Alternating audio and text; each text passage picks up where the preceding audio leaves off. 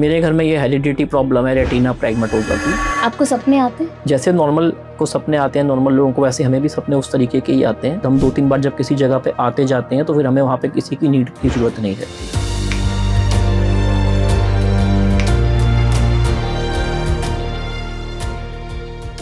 हम लाजपत नगर से पहाड़गंज अकेले ही जाते थे, कोई हमारी हेल्प करने वाला हमारे साथ कोई साइटेड असिस्टेंट नहीं होता था।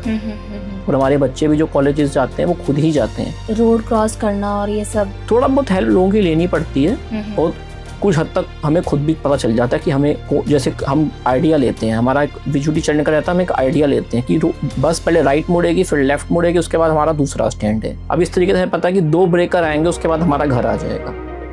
तो इस तरीके से हम चीज़ों को नोट करते हैं। ओके। और हम सीढ़ियाँ कहीं चढ़ रहे हैं तो हम उसको 2-4 बार चढ़ने के बाद हम नोट कर लेते हैं कि ये इतनी सीढ़ियाँ हैं, वो हमारे दिमाग में ही रह जाती है, हमारा पैर उतनी बार ही चलता है, लेकिन 2-4 बात के बाद। ऐसा बोलते हैं लोग कि एक डिसेबिलिटी है, पर मुझे लगता है कि शायद कहीं ना कहीं वो उनकी वीकनेस नहीं है, वो उनकी स्ट्रेंथ है। मैम मेरा अपना ये विचार है कि हम डिसेबिलिटी वर्ड में से DIS को हटा दें और एबिलिटी सोचें। और मैंने हमेशा अपनी एबिलिटी पर ही काम किया है, मैंने कभी अपने जीवन में डिसेबिलिटी समझी ही नहीं। अब मैं आपको UPI करके जैसे दिखाता हूँ।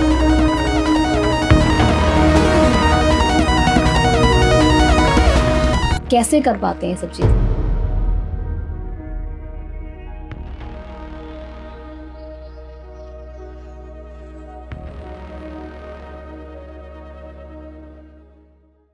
नमस्ते धीरज जी, कैसे हैं आप? मैम नमस्कार, आपको कैसे हैं आप? बढ़िया मैम, आप बहुत अच्छा हूँ और मैं आपकी टीम को थैंक्स करता हूँ कि आपने मुझे आज इस पॉडकास्ट में बुलाया और मौका दिया आप लोगों को बताने का। जी, इस पॉडकास्ट को शुरू करने से पहले मैं आपके बारे में जानना चाहती हूँ। आपकी एजुकेशन आपने कहाँ से की, आपकी फैमिली बैकग्राउंड क्या है? मैम मेरा नाम तो आपने बताया दर्शकों को, धीरज है, धीरज भोला मेरा पूरा नाम है जी।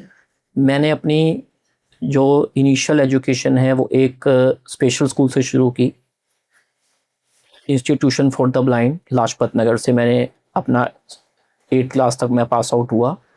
उसके बाद मैम उस समय, ये मैं आपसे बता रहा हूँ 1998 की बात, उस समय जब हमने 8 पास की तो मेरा स्कूल 8th क्लास तक ही होता था। मैं थोड़ा सा आपको डिटेल में बताना चाहता हूँ कि पहले में और अब में क्या फ़र्क हो गया है।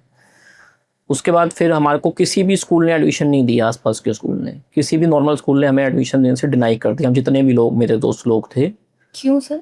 क्योंकि उस समय कोई विजुअली इम्पेयर्ड के लिए कोई ऐसे सर्कुलर्स जैसे अब हो गया है, गवर्नमेंट के रूल्स आ गए हैं कि हर स्कूल को एडमिशन देना पड़ेगा, कोई मना नहीं कर सकता। तो उस समय एक ही स्कूल होता था पहाड़गंज में, रानी झांसी रोड पे, जो विजुअली चैलेंज को एडमिशन देता था। तो हम लाजपत नगर से, मैंने 9 से 12 तक लाजपत नगर से, हम रोज़ आप मान लीजिए लाजपत नगर से हम पहाड़गंज जाते थे, 20-25 हमारे दोस्त लोग और मैं, और वहाँ से वापस आते थे। इस तरह से हमारी 12th मेरी पास हुई। 4 साल मैंने बहुत लंबी ट्रैवलिंग हमें करनी पड़ी। और उसके बाद फिर मैंने अपनी ग्रेजुएशन करी शिवाजी कॉलेज से। Then I have done my B.Ed from Indraprastha university. तो कॉलेज लाइफ में कोई प्रॉब्लम नहीं थी? नहीं, थोड़े बहुत चैलेंजेस नहीं, कॉलेज टाइम में एडमिशन में कोई दिक्कत नहीं थी क्योंकि तब तक बहुत गवर्नमेंट के रूल्स नॉर्म्स बदल चुके थे। उसके बाद मैंने अपनी, जैसा बताया, B.Ed करी इंद्रप्रस्थ यूनिवर्सिटी से। मैंने फिर अपनी पोस्ट ग्रेजुएशन करी IGNOU से, और फिर मैंने एक professional diploma in special education for visually challenged किया IGNOU से। ये तो मैंने आपको अपनी एजुकेशन जर्नी के बारे में बताया। प्रोफेशनल जर्नी के बारे में बताऊं, अपनी पर्सनल, तो मैंने 2009 में State Bank of India join किया as a customer relation assistant. और फिर 2016 में मैंने बैंक छोड़ के director of education Delhi government को ज्वाइन किया as a lecturer of special education. Oh wow! जैसे आपने बताया कि आपने ग्रेजुएशन की, पोस्ट ग्रेजुएशन भी कंप्लीट किया आपने जी। थ्रू आउट जर्नी में क्या स्ट्रगल रहा? जैसे आपने एक स्ट्रगल बताया कि स्कूल में एडमिशन नहीं मिला। जी मैम, उस समय छोटे छोटे स्ट्रगल्स तो होते थे, जैसे हमें रिकॉर्डिंग के लिए थोड़ा दूर जाके इंस्टीट्यूशन से, अलग अलग इंस्टीट्यूशन से रिकॉर्डिंग करा के लाना पड़ता था। और उस समय ये यूट्यूब और गूगल जेमिनी तो होते नहीं थे जिससे हम इजीली पढ़ पाएँ। थोड़े यही रिकॉर्डिंग का ही हमें मेन स्ट्रगल आता था। और जो बड़ी क्लासेस की बुक थी वो ब्रेल में नहीं होती थी, तो हमें मोस्टली रिकॉर्डिंग पे ही डिपेंड रहना पड़ता था। और उस समय हमारे स्क्रीन रीडिंग सॉफ्टवेयर भी नहीं होते थे, तो फिर हमें किसी की हेल्प लेके ही एग्ज़ाम्स लिखने पड़ते थे। इस समय भी लोग कुछ एग्ज़ाम लोगों की हेल्प लेके लिखते हैं, कुछ ऐसे विजुअली चैलेंज भी हैं जो अपने आप कंप्यूटर से एग्ज़ाम लिखते हैं। तो अब एक सेल्फ डिपेंडेंसी तो आ गई, अगर हम अपने आप पेपर देना चाहें तो दे सकते हैं। अच्छा, तो जिसके लिए पहले हमें सीबीएसई बोर्ड भी अलाउ करता है और सारी यूनिवर्सिटीज़ भी अलाउड करती हैं। जी, जैसे आपने बताया कि रिकॉर्डिंग करानी पड़ती थी, तो किस चीज़ की रिकॉर्डिंग होती थी? बुक्स की बुक्स रिकॉर्डिंग की, होती थी? जी, बुक्स की। और कौन रिकॉर्ड करता था ये? मैम कुछ इंस्टीट्यूशन हैं दिल्ली में जो स्पेसिफिकली रिकॉर्डिंग के लिए उस समय काम करते थे, वो लोग हमें रिकॉर्ड करके देते थे, ब्लाइंड के एम्पावरमेंट के लिए काम करते थे। एंड आपकी फैमिली सर? मैं मेरे फादर थे जो कि प्रिंसिपल थे, एक्सपायर हो गए अब वो। और मेरे घर में ये हेरिडिटी प्रॉब्लम है रेटिना प्रेगमेटोसा की। तो मेरे फादर को और हम तीन, मेरी दो सिस्टर और मुझे, हम चारों को ही यही प्रॉब्लम है विजुअल चैलेंज की। तो मेरे फादर एज प्रिंसिपल रिटायर्ड हुए और मैं और मेरी दोनों सिस्टर टीचर हैं। उसके बाद आपने ब्लाइंड वेलफेयर सोसाइटी ज्वाइन किया? जी, मैंने 2010 में ज्वाइन किया था ब्लाइंड वेलफेयर सोसाइटी। जिसे मेरे फादर लेट स्वर्गीय श्री राम प्रकाश भोला जी ने स्टार्ट किया था। तो अब वो 2020 में हमें छोड़ गए, उसके बाद मैं फुल्ली इसको मैं मैनेज करता हूँ। जी। सर, जैसे एक नॉर्मल इंसान के लिए, अगर मैं बच्चे की बात करूँ, तो एक बच्चे के लिए विज़न बहुत इम्पोर्टेंट होती है। जैसे अभी क्या होता है ना कि डॉक्टर्स बोलते हैं, फ्लैश कार्ड्स देते हैं बच्चों के लिए ताकि वो इसको मेमोराइज़्ड कर सकें कार्ड्स को। तो उन बच्चों के लिए एक अलग दुनिया को देखने का एक तरीका रहता है। लेकिन जो विजुअली इम्पेयर्ड लोग होते हैं, वो कैसे उस दुनिया को देख सकते हैं या देख पाते हैं उस दुनिया को? मैम जहाँ तक मेमोरी की बात है, तो हम जब ब्रेल पढ़ते हैं तो मेरे को ऐसा लगता है कि मेरा अपना इंडिविजुअल एक्सपीरियंस रहा है कि ब्रेल पढ़ी हुई चीज़ें हमें याद हो जाती है, लेकिन सुनी हुई चीज़ें हमें उतनी जल्दी याद नहीं होती। मेरा अपना इंडिविजुअल एक्सपीरियंस है। तो जब मैं कोई चीज़ ब्रेल से पढ़ लेता था बचपन में, अपने चाइल्डहुड में, तो मुझे आज तक याद है। लेकिन मैं अगर कोई बात चीज़ सुनता हूँ तो मुझे लगता है कि शायद मैं साल 2 साल में उसको भूल जाता हूँ। जहाँ तक ये है कि हम जो कोई शेप्स वगैरह को हम कैसे इमेजिन करते हैं, तो आजकल टेक्टाइल मैप हैं जिससे हम छू के आइडिया लगा लेते हैं कि कोई कोई चीज़, कोई जानवर या कोई मैप, या भारत का मैप कैसा है या कोई जानवर कैसा दिखता है। मॉडल्स होते हैं हमारे बच्चों के लिए, उससे ही हम लोगों को कल्पना हो जाती है कि ये चीज़ का प्रकार इस तरीके का होता है। एंड सर, कलर्स कैसे इमेजिन करते हैं? नहीं मैम, कलर्स तो फिर जिसको शुरू में कुछ दिखा, कुछ दिन दिखा, जैसे मेरे को तो कुछ ग्रेजुअली मेरी आई साइड वीक हुई है, तो मुझे तो कलर का इमेजिनेशन है। लेकिन कोई शुरू से विजुअली चैलेंज रहा होगा तो फिर मुझे लगता है कि कलर का इमेजिनेशन करना थोड़ा मुश्किल है। नॉर्मल दिन कैसा होता है एक बच्चे के लिए? अच्छा होता है मैम, जैसे नॉर्मल लोगों का होता है वैसे ही हमारा भी एक दिन होता है। हम भी उठते हैं, हंसते खेलते उठते थे अपने, जब हम रहते थे अपने हॉस्टल में, और खेलते थे, पढ़ते थे। हर चीज़ का एक अलग अलग टाइम डिवाइड था।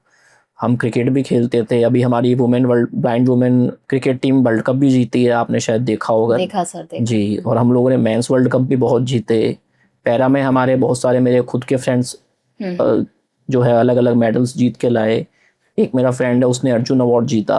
तो हर चीज में अब हम लोग आगे बढ़ रहे हैं। बिल्कुल sir, and we are proud कि ऐसा बोलते हैं लोग कि एक डिसेबिलिटी है, पर मुझे लगता है कि शायद कहीं ना कहीं वो उनकी वीकनेस नहीं है, वो उनकी स्ट्रेंथ है। मैम मेरा अपना ये विचार है कि हम डिसेबिलिटी वर्ड में से DIS को हटा दें और एबिलिटी सोचें। और मैंने हमेशा अपनी एबिलिटी पर ही काम किया है। मैंने कभी अपने जीवन में डिसेबिलिटी समझी ही नहीं। और जो भी मेरे पास बच्चे आते हैं, मैं उनको भी यही मोटिवेट करता हूँ कि we are able, we are not disable, we can do whatever we want. जैसे सर आपने बताया कि आपके फादर जो है वो प्रिंसिपल रहे, एंड आई थिंक इंडिया के फर्स्ट विजुअली इम्पेयर्ड प्रिंसिपल थे वो, जी, अगर मैं गलत नहीं हूँ। नॉर्मल स्कूल में। जी। अगर नंबर्स की बात की जाए तो 100 में से केवल 5% बच्चे ही स्कूल जा पाते हैं। बाकी के 95% बच्चे स्कूल जा ही नहीं पाते क्योंकि सुविधाएं नहीं थी उनके पास में। जी, तो इस पे आपका क्या कहना है? हाँ मैम, गांव में अवेयरनेस तो बहुत कम है। उनको पता ही नहीं है कि दिल्ली में स्कूल होते हैं। और बहुत सारे लोगों के हमारे पास भी फ़ोन आते हैं जो लोग 20-22 साल के हो जाते हैं, फिर हम उनको कुछ गाइड भी नहीं कर पाते। और हम खुद सोचते हैं कि हम इनको कैसे समझाएं या क्या बताएं या किस ट्रेनिंग के लिए हम इनको मोटिवेट करें। तो अवेयरनेस की ज़रूर कमी है, और ख़ास करके जो विलेजेस एरिया है वहाँ पर थोड़ी सी ज़्यादा कमी है। वहाँ पे हमें गवर्नमेंट को काम करने की नीड है, क्योंकि जिस स्केल पे गवर्नमेंट काम कर सकती है, मैं नहीं मानता कि NGOs कर पाएंगे। करेंगे NGOs, पर उस स्केल पे नहीं कर पाएंगे जो गवर्नमेंट कर पाएगी। उन बच्चों के लिए कैसे सुविधाएं कैसे उपलब्ध करा सकते हैं अगर सरकार के साथ कोई NGO मिलकर के काम मैम अब तो जो ये right to person with disability act आ गया है, इसमें अब बहुत डिसेबिलिटी वाले लोगों, बच्चों के लिए बहुत अच्छी सुविधाएं हो गई हैं। हम किसी भी स्कूल में, किसी भी सरकारी स्कूल में हम बच्चे को मना नहीं कर सकते एडमिशन के लिए। और एडमिशन के लिए हमारे जो पर्सन विद डिसेबिलिटी वाले बच्चे होते हैं, स्टूडेंट विद डिसेबिलिटी से हम चिल्ड्रन विद स्पेशल नीड्स कहते हैं, उनकी कोई डेट भी नहीं होती है, उसमें भी उनको एग्जम्पशन रहती है, एज का भी रिलैक्सेशन रहता है। सबसे अच्छी बात अगर मैं दिल्ली की बात करूँ, दिल्ली में हर स्कूल में एक स्पेशल एजुकेटर है ऐसे ही बच्चों को कैटर करने के लिए। इससे बहुत अच्छा हो गया है, हर एक एक बच्चे का वो स्पेशल एजुकेटर की रिस्पॉन्सिबिलिटी है ध्यान रखना। जो भी उसके स्कूल में स्पेशल बच्चा आया है उसकी पूरी जिम्मेवारी वो स्पेशल एजुकेशन टीचर्स निभाते हैं। और डीओई के तो हर स्कूल में, और मैं चाहता हूँ कि, और मेरे को लगता भी है कि जल्दी से जल्दी भारत के हर स्कूल में एक स्पेशल टीचर हो जाएगा तो फिर और ज़्यादा अवेयरनेस होगी।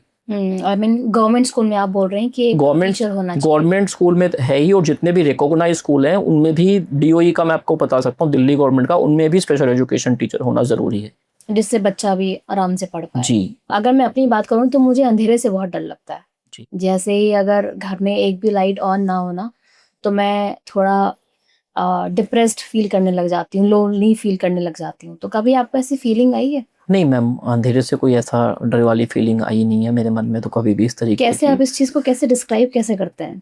मैम ऐसा मुझे लगता है कि शायद आप रोशनी और अंधेरे में रहते होंगे इसलिए आप लोगों को ऐसी आती होगी फीलिंग, लेकिन हमारे सामने लाइटिंग की, जहाँ विजन की बात की जाए तो वो एक जैसी ही रहती है, तो इसलिए मुझे कभी अंधेरे से ऐसा डर नहीं लगता किसी भी तरीके का। आपको सपने आते हैं? जी बिल्कुल। क्या इमेजिन करते हो आप सपने में? मैं जैसे नॉर्मल को सपने आते हैं नॉर्मल लोगों को, वैसे हमें भी सपने उस तरीके के ही आते हैं। मतलब क्लियर सब नहीं, हमें उसमें भी हम देख नहीं पाते हैं, विजन हमारे पास सपने में भी नहीं रहती। सपने होते कैसे हैं? सपने हर तरीके के मैम, हर तरीके के सपने आते हैं मैम। जैसे कहीं हम कभी घूमने गए हैं, किसी को ऐसा सपना आता है, या कभी हमसे कोई मिलने आ गया, या कभी हमारे फादर हमें मिल गए सपने में, या कभी हम जिसको ज़्यादा बहुत चाहते हैं, प्यार करते हैं, किसी भी तरीके से, सिस्टर हो, ब्रदर हो, कोई भी हो, वो उस तरीके के भी सपने में आपका हमारा सेम ही रहता है।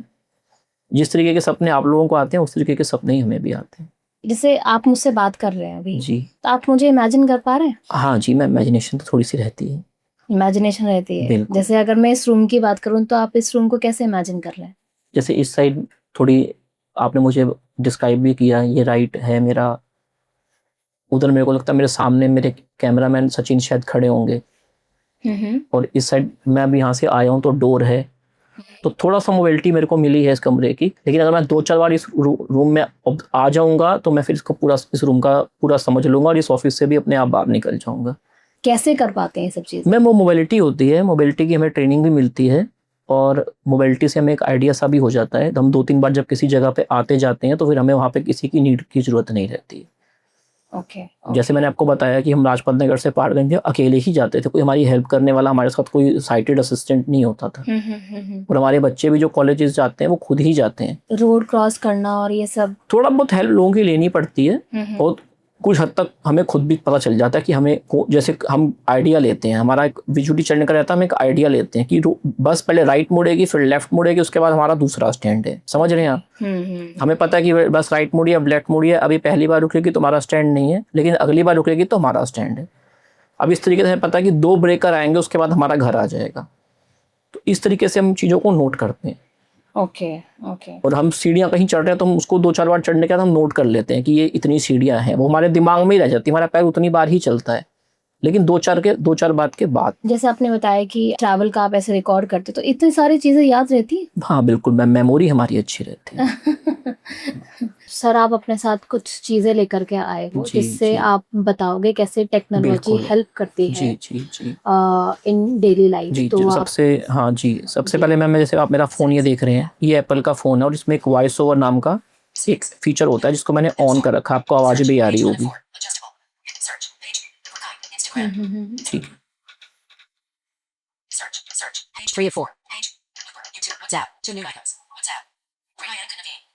अब मैंने इसमें व्हाट्सअप खोला है अपना, आपको इसमें कुछ चीज़ें दिख रही होंगी कि इसके कैसे कैसे मैसेज मेरे पास आए हुए हैं, मेरे को सब पढ़ के बता रहा है। बट सर इसकी जो स्पीड है वो बहुत फास्ट हाँ स्पीड फास्ट है, मैं थोड़ा धीरे कर देता हूँ इसको। नहीं आप हाँ मेरे को समझ आ रही है, मैं आपके लिए इसको धीरे कर देता हूँ। अब आपको ये समझ आ रही होगी, मिश्रा जैसे ये। तो आप इतनी स्पीड में हाँ बोल लेते हैं? हाँ मैम, मेरे को हमें तो प्रैक्टिस हो गई है। तो ये व्हाट्सएप पे मैं किसी को मैसेज भेजना चाहूँ, हाँ हाँ हाँ जैसे मैंने ये मैसेज खोला, हाँ हाँ अब मैं थोड़ा सा इसको फोन को मुझे अपनी से हाँ हाँ Cat I cat cat H cat J cat A cat B O I just I yes wait boys H hell delete H boys call third best थोड़ा सा मेरे को इस तरीके से ना थोड़ा फोन पकड़ने में थोड़ी इशू हो रहा है। voice call G compose message okay okay इस तरीके से हम इसको टाइप कर सकते हैं। अब मैं आपको यूपीआई करके जैसे दिखाता हूँ। search page 2 of 4 means grab check public at B Google passwords MSG G Google Pass Google Pay okay use the log अभी मैं इसको फेस आईडी से खोल रहा हूँ। अब इनको मैंने सबको पहले पैसे जैसे भेजे हुए हैं, आपको दिख रहे होंगे नाम सारे हैं, हाँ हाँ हाँ ठीक है। ये आशा भोला, जैसे मैंने यहाँ पे क्लिक करा, ओके, पे पे क्लिक करा,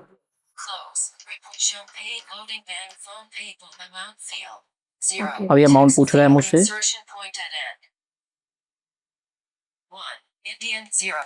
अब मैंने इसमें 10 रुपये पे कर दिए। नेक्स्ट पे क्लिक करा,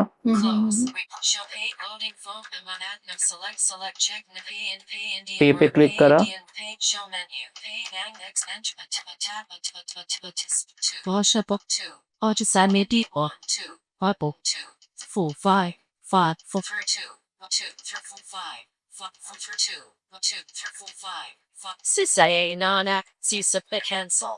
अब मैंने पैसे 10 रुपये भेज दिए, ठीक है, चले गए पैसे।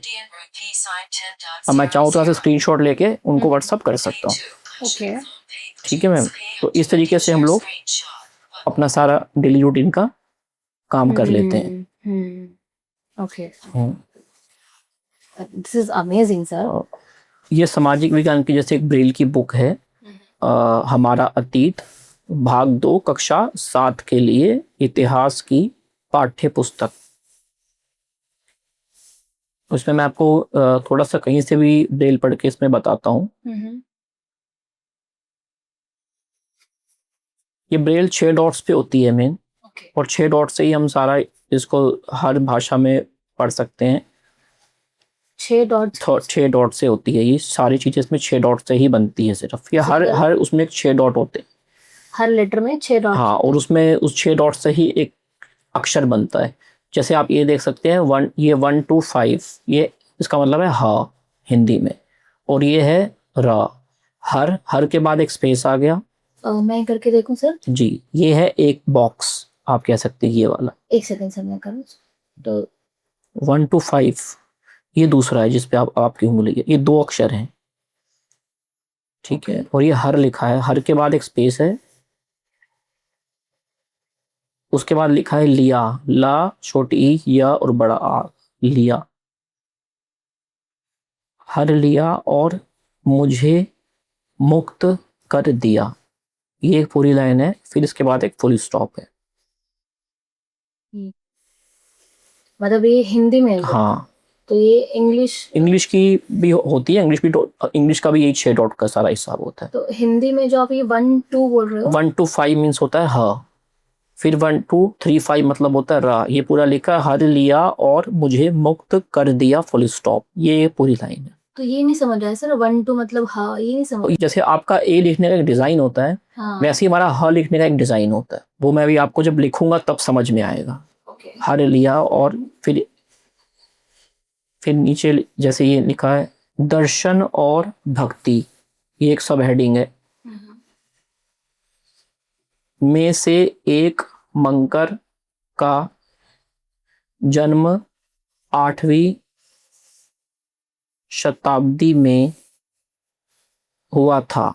इसमें कहीं पर भी इमेजेस नहीं होती? नहीं मैम। ओके। भारत के सर्वाधिक प्रभावशाली दार्शनिकों में से एक शंकर का जन्म 8वीं शताब्दी में हुआ था। जैसे ये तो हिंदी की पुस्तक है, हाँ अगर जी। कोई साइंस की साइंस में भी ऐसे ही लिखा होता है, और आजकल कुछ छोटे बच्चों की किताबें आती है जिसमें छोटे छोटे टैक्टाइल बने होते हैं, जो मैंने आपको बताया था। हाँ हाँ लेकिन हमारी सारी चीजें ब्रेल में ऐसे ही होती है, चाहे वो साइंस की बुक हो या इंग्लिश की बुक हो या संस्कृत की बुक हो, सब 6 डॉट से ही चलता है हमारा। ओके। हाँ, हर डॉट का अलग मीन्स होता है। जैसे हिंदी में आपने बताया ह लिख दिया 1 to 5। 5, यस। तो जैसे आप सिर्फ, और अगर सिर्फ अ लिखना हो, छोटा आ, तो सिर्फ 1 का डॉट। ओके, ये का है, जैसे देखिए 1 3 का, ये इसको जो मेरे बोलते हाथ हैं में है, इसको बोलते हैं स्टाइलस। स्टाइलस। ओके और ये है ब्रेल इंटर पॉइंट। अब मैं इस पे पेपर लगा रहा हूँ, ठीक है। और जब मैंने पढ़ रहा था तो मैं लेफ्ट से राइट को पढ़ रहा था, लेकिन जब हम लिखते हैं तो हम राइट टू लेफ्ट लिखते हैं। ओके, अब हम यहाँ से ऐसे लिखेंगे, ठीक है मैम। जैसे मैं इंग्लिश में लिख रहा हूँ, blind welfare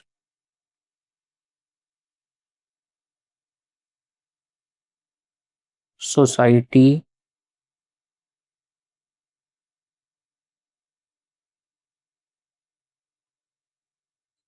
is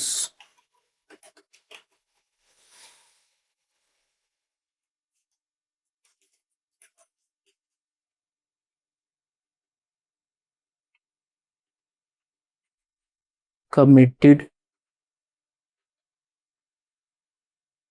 to empower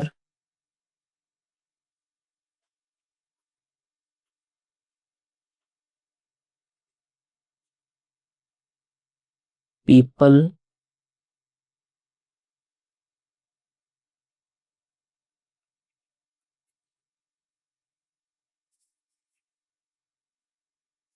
ये लाइन पे भी नंबर है हमारे, ठीक है मैम। ये 2 है, ये 4 है, तो पता है हमें 4 के बीच में 3 है, ठीक है। विद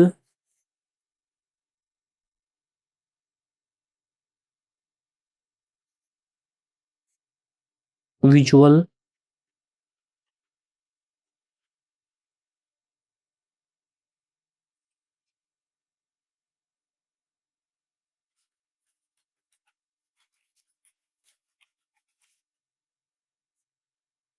चैलेंजेस, ठीक है। ये मैंने पूरा लिख लिया। मैंने लिखा है राइट से लेफ्ट, लेकिन जब मैं निकालूंगा तो मैं लिखना आप लेफ्ट से राइट ही पढ़ूंगा, ठीक है।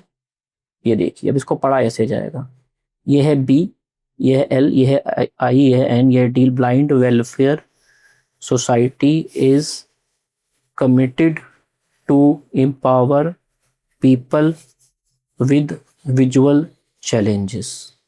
एक मिनट सर दिखाएंगे इस पेपर को।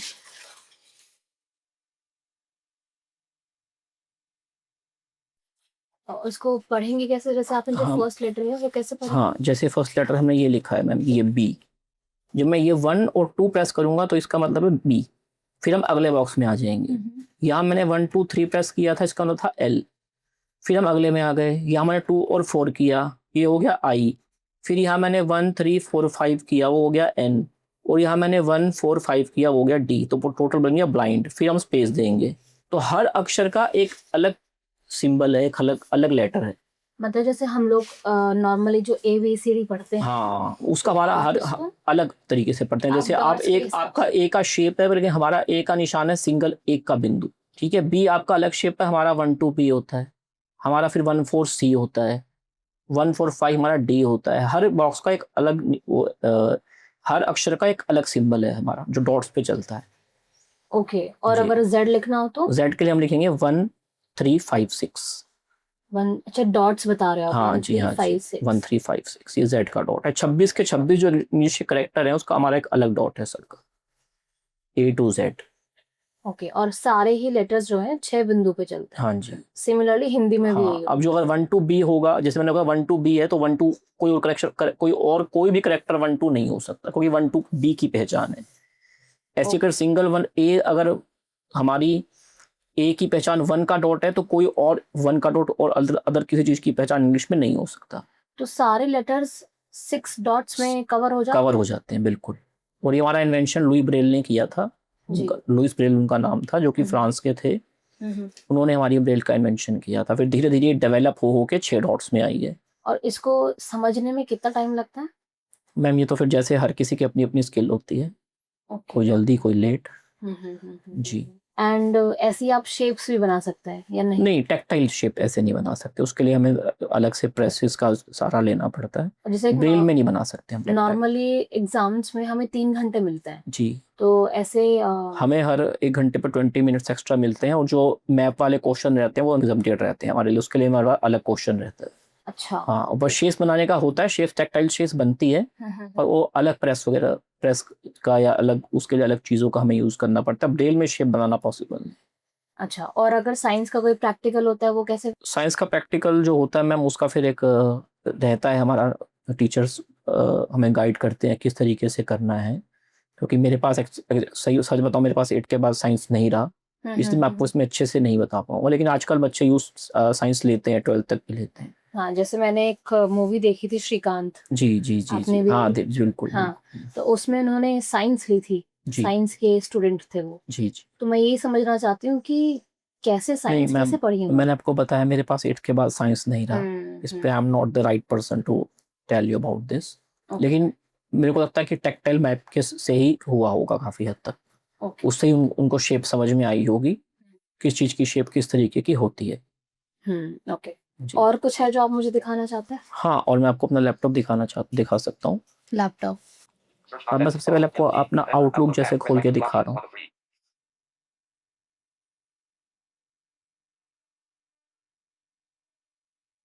Mail dash like Nofair Society dash Outlook of Typo dot step selected of Typo dot step. ये मेरे मेल हैं सारे जो भी आए हुए हैं। Control Y. F6. Search for F6. Find suggest F6. Mail toggle button. High havoc. File button. Home tabs of new mail button. With Nofair SSI. Of Typo dot step info. The latter info with Nofair enter. Level 1. Inbox. Level 0. Info with no. Inbox. अब मैं अपनी society के inbox में आ गया हूँ। Yesterday has attached with Steve Douglas list. Reload your region. Red need up the list of business but fix snap. Meta support create reply to the time invitations of feature. Resort day support. Resort day support. Resort day support. Resort day support. Resort day support. Resort day set. Resort day. Resort day. Resort day. Resort day. Resort day. Has attachment. DR Village has attachments. Can read up per left fair those object right there 2026-06-11. DR Village can read call notation. Has attached. Resort day. Resort day. Resort day. Resort day. Resort day. Resort day. Resort day. Replies. Meta reply to the time invitations of जैसे मैंने आपको ये reply किया था, देखिए level 3 2026-0. Impact the order at social link only legal wider audience encouraging ये आपका मेरे पास मेल आया था। ठीक है मैम, मुझे तो कुछ समझ नहीं आ रहा है। नहीं आपको मेल तो दिख रहा होगा, लिखा हुआ हाँ, हाँ। लिखा हुआ दिख रहा है ना हाँ, आपको, हाँ। बस आप वो देखिए। अब जैसे मैंने इसको रिप्लाई करना है, ठीक है मैम, तो आप देखिए मैंने इसका रिप्लाई किया था, मैं आपको दोबारा इसका रिप्लाई करके दिखाता हूँ, how I will reply this mail. Okay, अब मैंने यहाँ से इसको टेक्स्ट को कर लिया कॉपी, ठीक है। अब मैं आ गया चैट जीपीटी पे,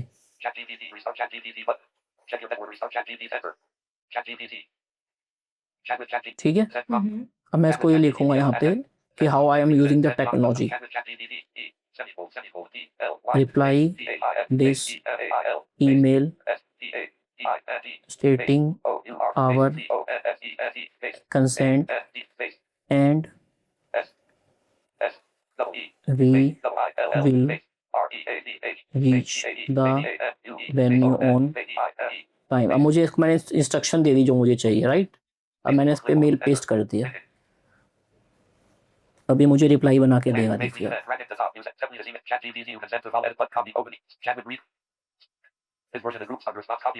अब मैंने इसको यहाँ से कर लिया कॉपी, राइट।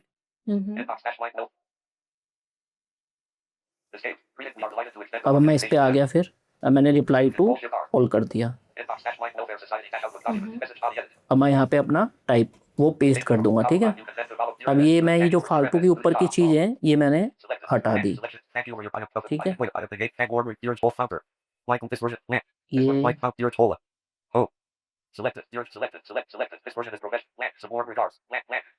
ये भी जरूरत नहीं है, इसको मैंने हटा दिया, ठीक है। अब ये मेल मैंने यहाँ से सेंड कर दिया, अब ये मेल श्रुति के पास चला गया है, ठीक है। तीसरा है मैंने चैट जीपीटी का यूज करके अपना रिप्लाई प्रिपेयर किया है, कंटेंट। तो टेक्नोलॉजी आपको समझ आया? सब कुछ समझ हाँ, अब मैं जैसे ये खोलता हूँ चैट और मैं इसे लिखता हूँ कि tell me about social angel, Chat with chat at the top. Use that code region. Use that code. Tell me about chat G5 if you need social angel. इसने मेरे से थोड़ी की स्पेलिंग मिस्टेक हुई है, इसलिए इसने अपने उसको पकड़ लिया। What social angel does list of four icons. Host online fundraising. ये जैसे आपके बता रहा है host online fund raising, connect donors with verify social NGO. अभी आपकी लिंक्डइन प्रोफाइल है ये आपका विजन है। ठीक है मैम, ये सारा इसने मैं इससे जो भी पूछूंगा ये इस तरीके से मुझे बता देगा और मैं अपने सॉफ्टवेयर से इसको पढ़ लूँगा। तो इस तरीके से हम सारा चीज़ें एक्सप्लोर कर लेते हैं। कुछ कुछ आपको समझ आई होंगी चीज़ें और कुछ कुछ अब आप इस वीडियो को जब देखेंगे दोबारा 2-3 बार तो आपको समझ आएंगी।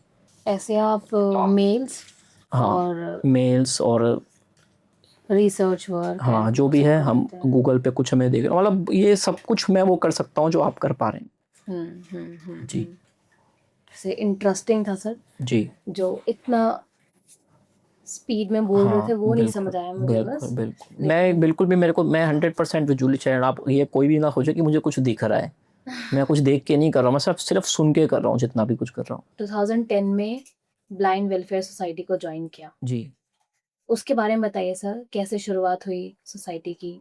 मैम, मैंने आपको जैसे बताया शुरू में कि हमारी जो ऑर्गेनाइजेशन है ये हमारे फाउंडर राम प्रकाश भोला जी ने स्टार्ट की थी और हमारी ऑर्गेनाइजेशन का एक ही संकल्प है कि हर दृष्टि बाधित व्यक्ति को वो बराबरी दिलाना जिसका वह हकदार है और हम हर विजुअली इम्पेयर्ड को उसकी फुल पोटेंशियल तक पहुंचाना चाहते हैं जिससे वो सक्सेसफुल हो सके और एम्पावर हो सके और एक ऐसी इंक्लूसिव, एक्सेसिबल और इक्वल सोसाइटी हम क्रिएट करना चाहते हैं जहां हर विजुअली चैलेंज्ड को शिक्षा में, रोज़गार में, खेल में और सभी फील्ड में जिसमें भी वह चाहता है इक्वल अपॉर्चुनिटीज़ मिल सके और उसे एक ऑनर डिग्निफाइंग लाइफ मिल सके जिसमें वह अपना ओवरऑल डेवलपमेंट कर सके और जो भी वो अचीव करना चाहता है उसको अचीव कर सके। सभी समाज में, मेन स्ट्रीम सोसाइटी में उसका एक स्थान हो और सभी लोगों के साथ वो कंधे से कंधा मिला के चल सके, आगे बढ़ पाए। यही हमारा शुरू से संकल्प रहा है मैम। जैसे आपने बताया कि आपका एक हॉस्टल भी है जहाँ पे सब बच्चे रहते हैं, जी उसके बारे में बताइए थोड़ा। मैम, एक्चुअल में हम लोगों ने ये देखा कि 12th पास आउट के बाद बच्चे जो हैं वो हायर एजुकेशन नहीं ले पा रहे हैं, उनके घर वाले उनको इतना पैसा नहीं दे पा रहे हैं, उनके पास है नहीं।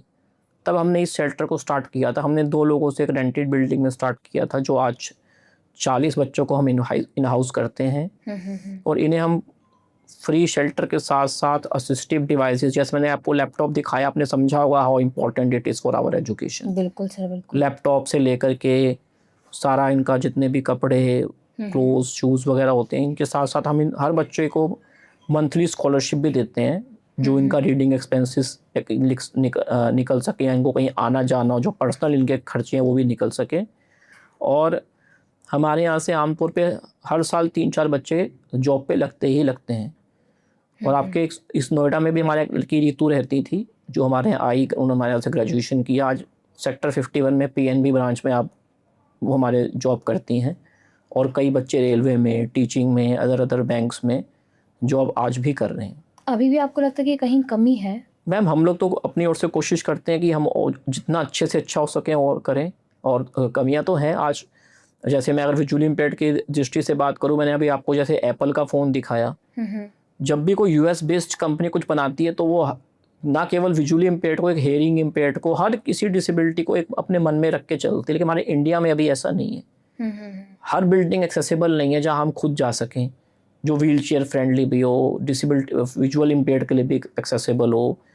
तो हम ऐसा ही समाज चाहते हैं जहाँ सब कुछ एक्सेसिबल हो और हम इक्वल इंडिपेंडेंट महसूस करें, हमें किसी की भी सहायता, हेल्प ना लेनी पड़े। बिल्कुल सर, बिल्कुल। We want to be fully independent, जो हम काफ़ी हद तक हैं, लेकिन अगर कुछ थोड़ा सा और इम्प्रूवमेंट सोसाइटी में होगा तो हम और हो जाएंगे। और हम यही चाहते हैं कि कोई भी हम विजुअली चैलेंज लोगों को चैरिटी की तरह ना देखे, वो यही समझे कि ये भी एक समाज का अंग है और इसके पास भी वो सारी एबिलिटीज़ हैं जो हमारे पास हैं। और हम सिर्फ अवसर चाहते हैं, हमें अवसर मिलेगा, अपॉर्चुनिटी मिलेगी, तो जितना आप लोग सोचोगे या जो भी सोच के हमें वो अपॉर्चुनिटी दी जाएगी उससे हम 100 गुना बेहतर करेंगे।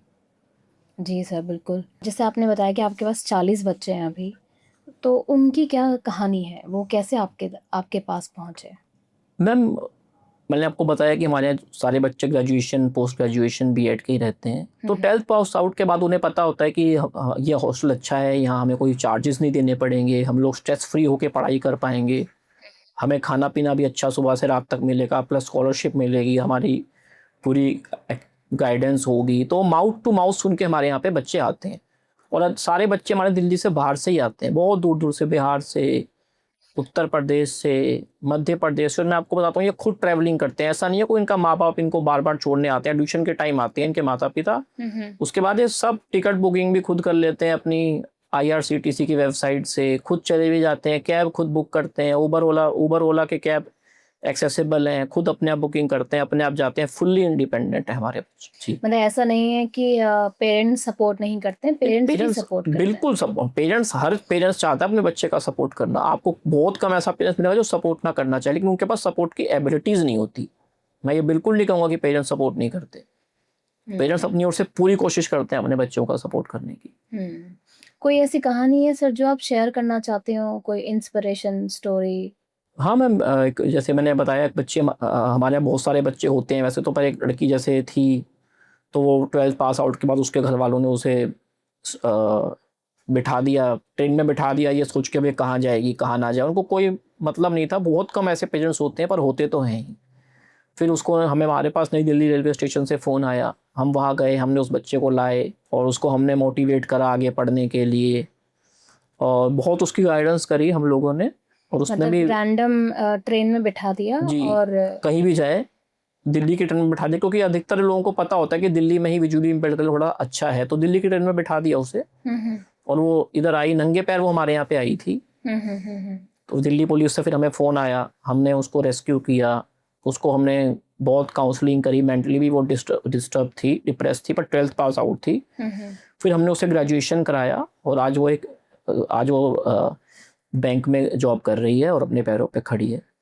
तो ऐसे बहुत हमारी अलग अलग स्टोरी इस तरीके की रहती हैं। कोई ऐसी कहानी जो आज आपको लगता है कि कोई ऐसा बच्चा जो आपके दिल के बहुत करीब है, उसकी कोई बात बताना चाहते हैं? मैम, मेरे सारे बच्चे हमारे लिए बहुत अच्छे हैं, बहुत दिल के सब साथ हैं, करीब हैं, सबसे स्नेह रहता है। तो ऐसा कोई एक स्पेशल बच्चा तो नहीं है, लेकिन हाँ कोई कोई बच्चे रहते हैं, बहुत सारे बच्चे अच्छे रहते हैं जो अच्छा अचीव करते हैं। जैसे मैंने आपको एक कहानी बताई अभी। जी। और कोई बात बताना चाहते हैं आप अपने सोसाइटी के बारे में जो ऑडियंस को नहीं पता है? नहीं मैम, सोसाइटी के बारे में तो नहीं, बस इन लार्ज मैं यही कहना चाहता हूँ कि आप हमें एज अ डिसेबल्ड मत देखिए, एज अ एबल्ड देखिए, और हम हर कुछ करने में सक्षम है। हमारा बस थोड़ा सा तरीका अलग है, बाकी हम हर कुछ करने में सक्षम हैं।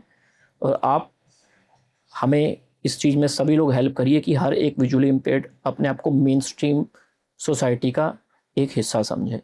जी। ऑडियंस को कोई मैसेज देना चाहते हो? अक्सर हम लोग देखते हैं कि बचपन में ना बच्चे टीज़ करते हैं जो नहीं देख पाता है, या वो किसी कारण से डिसेबल है तो उसको टीज़ किया जाता है, परेशान किया जाता है। जो बच्चे ही उसके जो साथ के बच्चे होते हैं वही उसको परेशान करते हैं। तो उनके पेरेंट्स को कुछ कहना चाहते हैं या उन बच्चों को कुछ कहना चाहते हैं? अब मैं इन लार्ज ही कहना चाहता हूँ कि आप आपके पास अगर कोई बच्चा आपका डिसेबल्ड है, डिसेबिलिटी है, तो आप उसको बिल्कुल बोझ मत समझिए, आप थोड़ा सा अवेयर होइए। बहुत अपॉर्चुनिटीज़ हैं आज विजुअली इम्पेयर्ड के लिए, और इवन आज विजुअली इम्पेयर्ड आईएएस से लेकर के कोई भी ऐसी लॉयर, आईएएस, कई मेरे अपने फ्रेंड्स लॉयर हैं, आईएएस हैं, टीचिंग में हैं, बैंकिंग में हैं, बहुत स्पोर्ट्स में हैं, कोई अपॉर्चुनिटी उनके लिए ऐसी नहीं है जो आज ना हो।